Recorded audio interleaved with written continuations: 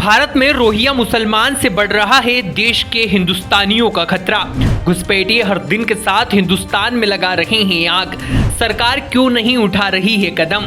इस तरह विदेश से आ रहे हैं भारत में आग लगाने वाले घुसपैठिए।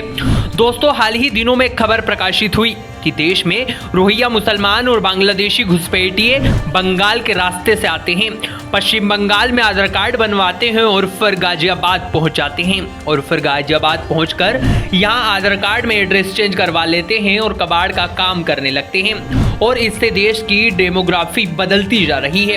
देश के लगभग 200 जिले इस डेमोग्राफी के बदलाव में आ चुके हैं। 300 तहसीलों से ज्यादा इस डेमोग्राफी के बदलाव में झेल चुकी है। इसके बाद भी रोहिंग्या मुसलमान और बांग्लादेशी लगातार भारत में घुसपैठ करते जा रहे हैं। इसको लेकर न केंद्र सरकार कोई कदम उठा रही है, न इसकी ओर राज्य सरकार ध्यान दे रही है। बहरहाल वहां बॉर्डर से आते हैं और असम बॉर्डर पर 2000 देकर भारत के अंदर दाखिल हो जाते हैं। वहीं बॉर्डर पर ड्यूटी कर रहे लोग इन्हें 2000 लेकर बॉर्डर के अंदर कर देते हैं और यह बड़े आराम से भारत में आ जाते हैं। कॉमन सर्विस सेंटर पर जाते हैं और वहां 2000 रुपए देकर आधार कार्ड बनवा लेते हैं, यानी कि मात्र 10,000 के अंदर ही यहां भारत में दाखिल हो जाते हैं। फिर दोबारा यहां दलाल के पास जाते हैं और गरीबी रेखा से नीचे वाला BPL कार्ड बनवा लेते हैं।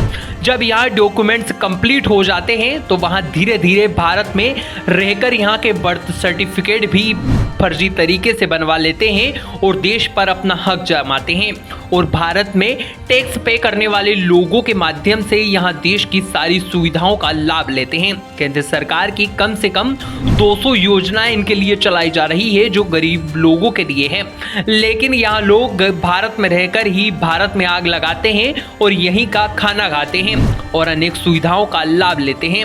और लगातार इनकी संख्या हर दिन के साथ विदेश से बढ़ती जा रही है। फिर यहाँ आकर ये घुसपैठिए भारत को बर्बाद करने और आग लगाने की साजिश रचते हैं।